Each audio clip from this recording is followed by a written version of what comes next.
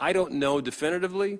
There's a lot of debate on both sides of the aisle. Well, actually, there's not a whole lot of debate now. The scientific community is virtually unanimous that climate change is real and causing devastating problems. There is the debate on this committee, but not within the scientific community.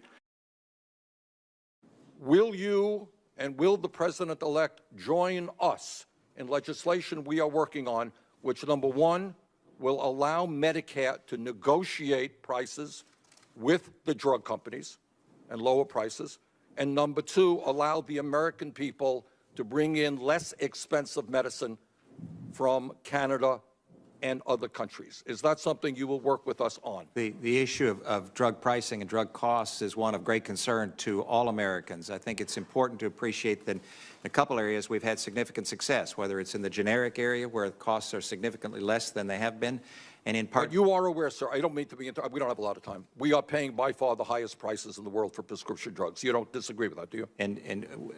Do you disagree with that? I think that's the case. I'd have to look at the statistics. I think there are a lot of reasons for that, and if we get to the root cause of what that is, then I think we can actually solve it in a bipartisan way. One of the root causes is that every other major country on earth negotiates drug prices with the pharmaceutical industry. In our country, the drug companies can raise their prices. Today, they could double their prices. There is no law to prevent them from doing that. Will you work with us so that Medicare negotiates prices with the pharmaceutical industry? You have my commitment to work with you and others to make certain that the drug pricing is reasonable and that individuals across this land have access to the medications that they need. Wasn't quite the answer to the question that I asked. I like getting past the rhetoric, sir. And getting past the rhetoric is looking at the record. No, Yes, sir, but I think it's important for us to talk about the 12th largest economy in the world while I was the governor, because you're asking me, what am I going to do I'm asking you, economic I'm asking impact you of if you global agree warming? with the scientific community that climate change is a crisis and that we need to transform our energy system to protect future generations. And Senator, I will respond that I think that having an academic discussion, whether it's with scientists or whether it's with you, it is an interesting exercise. We should be greatly troubled by giving power to a person who has stated flat out that he wants to expand the surveillance state, not rein it in.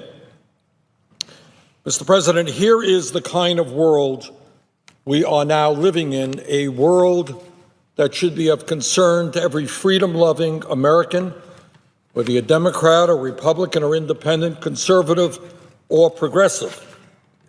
We are living in a world where government and the private sector often know where you are at any time.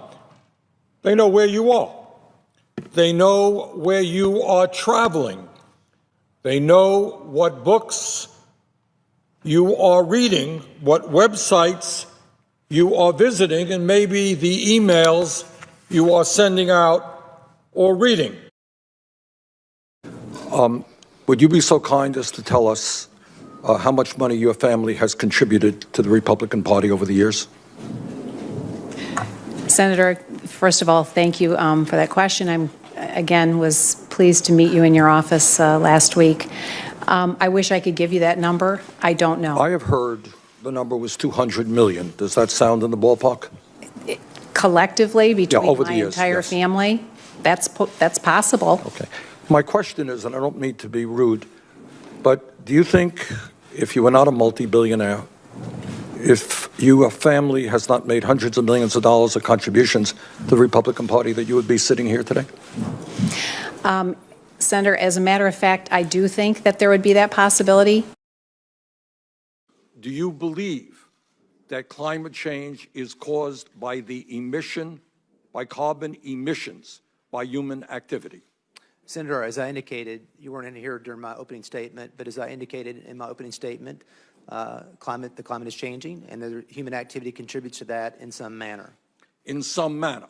Yes, sir. 97% of the scientists who wrote articles in peer-reviewed journals believe that human activity is the fundamental reason we are seeing climate change. You disagree with that?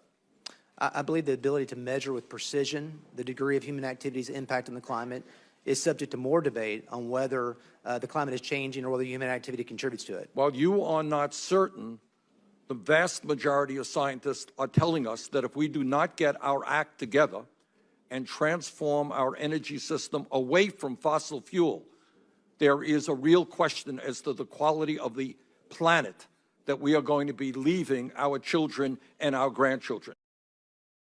But surprisingly enough, I have not seen that tweet where he says, I am going to keep my campaign promise and I will not cut Social Security, Medicare, and Medicaid. I am waiting eagerly for that tweet, as are millions of seniors and working people in this country. So the issue that we are discussing today is, A, will the president keep his campaign promises, and will he appoint people to his cabinet who will help him keep those campaign promises? And now we get to Congressman Mulvaney. And to Congressman Mulvaney, I want to thank him for coming into our office. We had, I thought, a very productive, interesting discussion. But his views on Social Security, on Medicare and Medicaid are exactly opposite of what Trump campaigned on. Let me quickly run through Congressman Mulvaney's record. May 15, 2011, Congressman Mulvaney said on Fox Business News, quote, "We have to end Medicare as we know it," end quote. April 28, 2008, Congressman Mulvaney said, quote, "Medicare as it exists today is finished," end quote. August 1st, 2011, Congressman Mulvaney said, quote, "You have to raise the retirement age, lower a pay cut, change the reimbursement system. You simply cannot leave Social Security the way it is." And here is the most important point I think that people have got to understand. The Republicans think they have a mandate.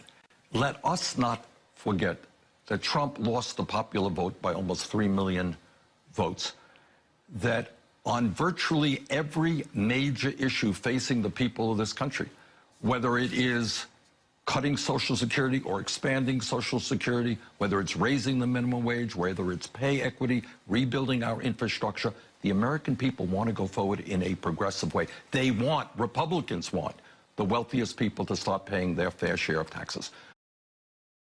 They want to cut Social Security. They want to cut Medicare. They want to cut Medicaid. Mr. Trump was right, and millions of people voted for him on the belief that he would keep his word. Well, it seems to me that Mr. Trump right now has got to do one of two things. Number one, if all that he was talking about was campaign rhetoric, then what he was obliged to do now is to tell the American people I was lying. Yeah, I said that I would not support cuts to Social Security, Medicare, and Medicaid, but I was lying. It was a campaign ruse.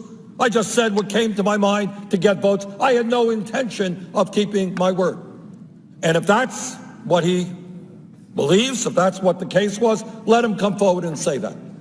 But if that is not what the case is, if he was sincere, then I would hope that tomorrow or maybe today he could send out a tweet and tell his Republican colleagues to stop wasting their time and all of our time. And for Mr. Trump to tell the American people that he will veto any proposal that cuts Medicare, that cuts Medicaid,